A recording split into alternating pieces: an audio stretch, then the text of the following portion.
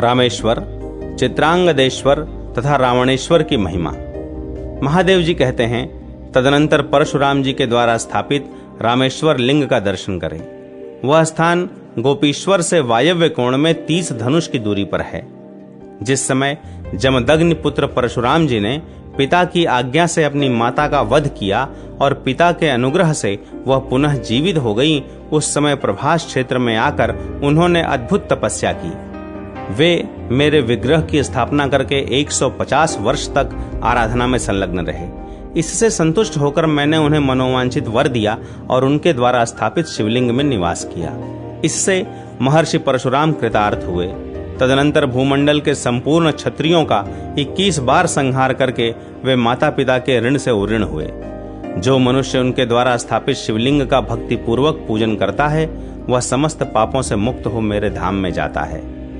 रामेश्वर से 20 धनुष के अंतर पर नैऋत्य कोण में चित्रांगदेश्वर लिंग है। गंधर्वों के स्वामी चित्रांगद ने उस क्षेत्र को परम पवित्र जानकर वहां शिवलिंग स्थापित किया और बड़ी भारी तपस्या करके मेरी आराधना की। जो पुरुष भाव भक्ति से युक्त हो उस लिंग की पूजा करता है, वह गंधर्व लोक में जाता और गंधर्वों के साथ आनंद भोगता है। शुक्ल पक्ष की चतुर्दशी को जो विधि पूर्वक उस शिवलिंग को स्नान कराकर भांति भांति के पुष्प, चंदन और धूप आदि के द्वारा उसकी पूजा करता है, वह संपूर्ण मनोवांछित फल को प्राप्त कर लेता है। उस स्थान से दक्षिण और नैऋत्य में 16 धनुष के अंतर पर रावणेश्वर लिंग है, जिसकी स्थापना रावण ने की है। वहां उसने भक्ति पूर्वक उपवास करके मेरी आराधना की और गीत वाद्य आदि का आयोजन करके जागरण किया।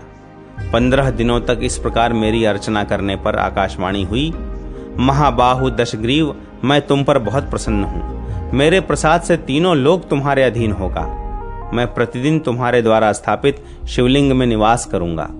राक्षस राज, जो मानव भक्ति पूर्वक रावणेश्वर लिंग की पूजा करेंगे, वे शत्रुओं से अजेय होंगे। मेरी कृपा से उन्हें परम सिद्धि प्राप्त होगी। यूं कहकर मेरी आकाशवाणी मौन हो गई। रावण ने भी संतुष्ट होकर बार बार मेरा पूजन किया और तीनों लोकों पर विजय पाने की इच्छा रखकर वह पुष्पक विमान पर आरूढ़ हो अभीष्ट स्थान को चला गया। रावणेश्वर से पश्चिम 5 धनुष दूर सौभाग्यदायिनी गौरी का निवास है, जहां पर सौभाग्य की इच्छा रखने वाली अरुंधति देवी ने गौरी जी की आराधना में तत्पर हो घोर तपस्या की थी। गौरी देवी के प्रसाद से उन्हें उत्तम सिद्धि प्राप्त हुई। जो माघ शुक्ला तृतीया को भक्ति पूर्वक गौरी जी का पूजन करता है, वह 7 जन्मों तक सौभाग्यशाली होता है। पौलोमीश्वर, शांडिलेश्वर, क्षेमेश्वर तथा सागरादित्य का महात्म्य। महादेव जी कहते हैं, रावणेश्वर से वायव्य कोण में 30 धनुष की दूरी पर पौलिमीश्वर लिंग है। उसकी स्थापना पुलोम पुत्री शची ने की थी। जिस समय तारकासुर ने देवताओं का राज्य छीन लिया और स्वयं इंद्र पद पर अधिकार जमा लिया तथा उसके भय से व्याकुल इंद्रदेव कहीं भाग गए, उस समय उनकी पत्नी शची ने शोक से दुर्बल होकर मेरी आराधना की। इससे संतुष्ट होकर मैंने शची से कहा, देवी, मेरा पुत्र तारकासुर का वध करेगा, तुम निश्चिंत होकर जाओ। जो मानव इस पौलिमीश्वर लिंग का पूजन करेगा, वह मेरा पार्षद होकर मेरे समीप पहुंच जाएगा। यह सुनकर पतिव्रता इंद्राणी देवराज इंद्र के समीप चली गईं। ब्रह्मा जी के स्थान से पश्चिम 16 धनुष के अंतर पर शांडिलेश्वर लिंग है, जिसके दर्शन मात्र से संपूर्ण पापों का नाश हो जाता है। ब्रह्मर्षि शांडिल्य ब्रह्मा जी के सारथी माने गए हैं। वे तपस्वी, महातेजस्वी, ज्ञाननिष्ठ और जितेंद्रिय हैं। उन्होंने प्रभास क्षेत्र में आकर बड़ी उग्र तपस्या की। सोमनाथ के उत्तर एक महालिंग स्थापित करके उसकी 100 वर्षों तक पूजा की। तत्पश्चात मनोवांछित वस्तु को पाकर वे कृतकृत्य हो गए। मेरे प्रसाद से उन्हें अणिमा आदि सिद्धियां प्राप्त हुईं। शांडिलेश्वर शिव का दर्शन करके मनुष्य तत्काल पाप रहित हो जाता है। शांडिलेश्वर से उत्तर और कपालेश्वर से अग्निकोण में 15 धनुष पर सर्व पाप नाशक क्षेमेश्वर लिंग है। राजा क्षेम मूर्ति ने भक्तिपूर्ण हृदय से उसकी स्थापना की है। जो क्षेमेश्वर का दर्शन करता है, वह क्षेम को प्राप्त होता और उसका प्रत्येक कार्य क्षेम पूर्वक सिद्ध होता है। पार्वती, वहां से परम उत्तम सागरादित्य का दर्शन करने के लिए जाना चाहिए। वह स्थान भैरवेश्वर तथा मृत्युंजय रुद्र से पश्चिम और कामेश्वर लिंग से दक्षिण एवं अग्निकोण में थोड़ी ही दूर पर है। सूर्य वंश में उत्पन्न महात्मा राजा सागर ने प्रभास क्षेत्र को उत्तम तीर्थ जानकर वहीं भगवान सूर्य की स्थापना की और उसी स्थान पर तपस्या करके उन्होंने सूर्यदेव को प्रसन्न किया। 10,000 योजन विस्तृत और 88,000 योजन लंबा समुद्र सागर के पुत्रों की ही कीर्ति है, इसीलिए उसका नाम सागर है। आज भी राजा सागर की कीर्ति कथा गाई जाती है और पुराणों में उनके सुयश की गाथा प्रसिद्ध है। सागरादित्य का दर्शन करके मनुष्य जड़, अंध, दरिद्र और दुखी नहीं होता। उसे प्रियजनों से वियोग तथा रोग भी नहीं होते और वह कभी पाप का आचरण नहीं करता। माघ मास के शुक्ल पक्ष में षष्ठी तिथि को उपवास करके जितेंद्रिय मनुष्य रात में उनके आगे शयन करे, फिर सप्तमी को सवेरे उठकर भक्ति भाव से सूर्य देव की पूजा करे और ब्राह्मणों को भक्ति पूर्वक भोजन कराए। यूं करने वाले मानव सूर्य नारायण के भक्तों को प्राप्त होने वाली उत्तम गति को प्राप्त होते हैं। जो पुरुष दूर्वा के अंकुरों से भी भक्ति पूर्वक सूर्य देव की पूजा करते हैं, उन्हें वे सब यज्ञों से भी दुर्लभ फल देते हैं। इसलिए सर्वथा प्रयत्न करके सूर्य नारायण की आराधना करनी चाहिए। वे सबके आत्मा, समस्त लोगों के स्वामी, देवताओं के भी देवता और प्रजाजनों के पालक हैं। सूर्य देव ही त्रिलोकी के मूल कारण तथा परम देवता हैं। जितेंद्रिय मनुष्य को चाहिए कि वह विधि से भगवान सूर्य की पूजा करके समस्त पातकों का नाश करने वाले इस स्तोत्र का पाठ करे।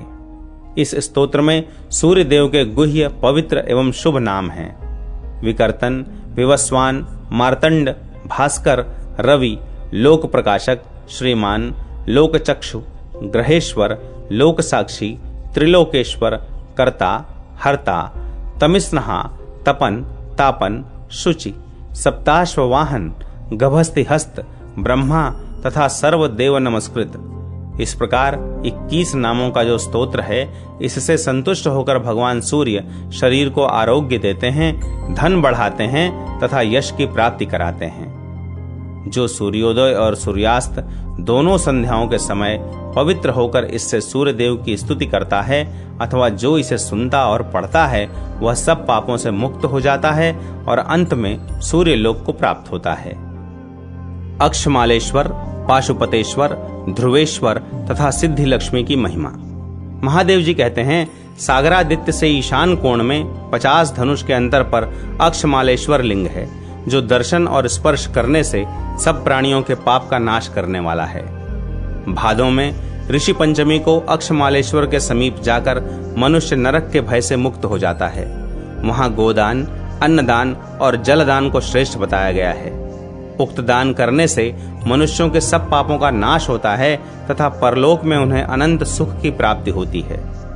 उग्रसेनेश्वर से पूर्व भाग में तथा गोप्यादित्य से अग्निकोण में कुछ दक्षिण की ओर पाशुपतेश्वर लिंग विद्यमान है, जो दर्शन मात्र से समस्त पापों का नाशक और संपूर्ण अभीष्ट फलों को देने वाला है। इस युग में उसका संतोषेश्वर नाम कहा गया है।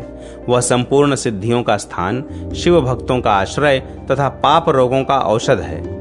पार्वती पाशुपतेश्वर लिंग के समीप वामदेव, सावर्णी, अघोर तथा कपिल ये 4 महर्षि सिद्धि को प्राप्त हो चुके हैं। उस शिवलिंग के समीप श्रीमुख नाम का एक वन है, जो लक्ष्मी देवी का स्थान है। वहां योगी और सिद्ध पुरुष निवास करते हैं। वहां उत्तम शिव भक्तों का वास है। प्रभास क्षेत्र में वह मंदिर मुझे सदैव रुचिकर है। उसमें सदा ही मेरा निवास रहता है। वहां जो शिव भक्त मेरे ध्यान में संलग्न रहते हैं, वे सब मेरे पुत्र हैं और पवित्र होकर उत्तम सिद्धि को प्राप्त होते हैं। यह पाशुपतेश्वर लिंग पर ब्रह्म स्वरूप है। इसका एक नाम अनादीश्वर भी है। यहाँ निवास करने वाले ब्राह्मणों को सिद्धि और मुक्ति भी प्राप्त होती है और इसी शरीर से वे 6 महीने में सिद्ध हो जाते हैं। इस लिंग का प्राकट्य संसार बंधन से छुटकारा दिलाने के लिए हुआ है। यह सब लोगों के लिए दुर्लभ मोक्ष एवं परम पद है। इस लिंग में शिव तत्व का संपूर्ण ज्ञान प्रतिष्ठित है। जो माघ मास में निरंतर भक्ति पूर्वक इनकी पूजा करता है, वह सब यज्ञों और दानों का फल पाता है। अग्नि इत्यादि मंत्र से वहां भस्म लेकर अपने अंगों में लगानी चाहिए। यदि संचित अग्नि में से भस्म लेनी हो तो उस घर के निवासियों से लेनी चाहिए। पूरा मंत्र इस प्रकार है: अग्निरिति भस्म, वायुरिति भस्म, जलमिति भस्म, स्थलमिति भस्म, सर्वरवा इदम भस्मा भवत। अग्नि, वायु, जल और स्थल सभी भस्म हैं। यह जो कुछ भी दिखाई देता है सबको भस्म होना है। जिसने शिव की दीक्षा नहीं ली है वह इस शिवलिंग का स्पर्श न करे। ब्राह्मणों से भस्म लेनी चाहिए, शूद्रों से नहीं। शूद्रों का पाशुपत व्रत में अधिकार नहीं है। मैं प्रत्येक युग में ब्राह्मणों का शरीर धारण करके प्रकट होता हूँ। राजा उत्तानपाद के ध्रुव नाम का एक पुत्र था जो महात्मा, ज्ञानी, सर्वज्ञ तथा प्रियदर्शन था। उसने एक समय प्रभास क्षेत्र में आकर सहस्त्रों वर्षों तक बड़ी कठोर तपस्या की। वह शिवलिंग की स्थापना करके प्रतिदिन भक्ति पूर्वक उसकी पूजा तथा स्तुति करता था। वह स्तुति इस प्रकार है। ध्रुव बोले, जो सच्चिदानंद स्वरूप तथा समस्त कारणों के भी कारण हैं, उन भगवान महेश्वर को नमस्कार है। भयंकर संसार सागर से पार होने के लिए जो सुदृढ़ सेतु हैं, केवल ध्यान के द्वारा जिनका कुछ चिंतन किया जाता है तथा जो संपूर्ण योग शक्तियों से युक्त हैं, उन भगवान शिव को नमस्कार है। सिद्ध और चारण जिसके स्वच्छ सलिल का सेवन करते हैं, जो बड़ी बड़ी लहरों के कारण अत्यंत भयंकर जान पड़ती है, आकाश से वेग पूर्वक गिरती हुई उस गंगा को जिन्होंने चंचल फूलों की माला के समान अपने मस्तक पर धारण कर लिया, उन शरणदाता भगवान शंकर की मैं शरण लेता हूँ। जिन्होंने दैत्य, दानव, विद्याधर तथा नागगणों को भी जो इस पृथ्वी पर फल मूल का आहार करते हुए तपस्या में संलग्न रहे हैं, अपने परम पद की प्राप्ति कराई है, उन शरणदाता भगवान शंकर की मैं शरण लेता हूँ। यह संपूर्ण जगत सदा जिनके अधीन रहता है, जो अपनी 8 मूर्तियों द्वारा समस्त लोकों का पालन करते हैं तथा जो परम कारण तत्वों के भी कारण हैं, उन शरणदाता भगवान शंकर की मैं शरण लेता हूँ। जिन वरदायक परमेश्वर के चरणों में भक्ति पूर्वक प्रणाम करके तथा अमृतमयी वाणी से जिनकी स्तुति करके उत्तम हृदय वाले भगवान सूर्य अपनी दिव्य दीप्ति तथा किरणों के द्वारा जगत का अंधकार दूर करते हैं, उन शरणदाता भगवान शंकर की मैं शरण लेता हूँ। जो मनुष्य अपने मन को वश में रखकर साक्षात ध्रुव जी के द्वारा रचित इस रुचिर अर्थ वाले स्तोत्र का पाठ करता है, वह कभी मोह में नहीं पड़ता। उसके कर्म सदैव शुद्ध और पवित्र होते हैं तथा वह अनादि सिद्ध शिव लोक में जाता है। पार्वती, शुद्ध चित्त वाले महात्मा ध्रुव के इस प्रकार स्तुति करने पर मैं बहुत प्रसन्न हुआ और इस प्रकार बोला, वत्स ध्रुव, तुम्हारा कल्याण हो। मैं तुमसे बहुत संतुष्ट हूँ। अब तुम परम शुद्ध हो गए। मैं तुम्हें दिव्य दृष्टि देता हूँ, तुम मुझे प्रत्यक्ष देखो। ध्रुव जी ने कहा, देव, यदि आप प्रसन्न हैं तो मुझे निर्मल भक्ति दीजिए और इस शिवलिंग में सदा निवास कीजिए। मैंने कहा, ध्रुव, तुमने जो मांगा है वह सब मैंने तुम्हें दे दिया। साथ ही तुम्हें वह ध्रुव स्थान भी दिया जिसे भगवान विष्णु का परम पद कहते हैं। जो श्रावण की अमावस्या तथा अश्विन की पूर्णिमा को ध्रुवेश्वर की पूजा करता है, वह अश्वमेघ यज्ञ का फल पाता है। सोमेश्वर से ईशान कोण में थोड़ी ही दूर पर क्षेत्रपीठ की अधिष्ठात्री देवी वैष्णवी शक्ति है, जो सिद्ध लक्ष्मी के नाम से विख्यात है। ब्रह्मांड में यह पहला पीठ है। इस पीठ में निवास करने वाली भगवती महालक्ष्मी समस्त पापों का नाश करने वाली तथा संपूर्ण अभीष्ट फलों और शुभ को देने वाली है। जो मनुष्य श्री पंचमी के दिन गंध, पुष्प आदि के द्वारा भक्ति पूर्वक इनकी पूजा करता है, उसे लक्ष्मी की प्राप्ति होती है। तृतीया, अष्टमी तथा चतुर्दशी को जो विधि पूर्वक लक्ष्मी देवी की पूजा करता है, उसके हाथ में सिद्धि आ जाती है।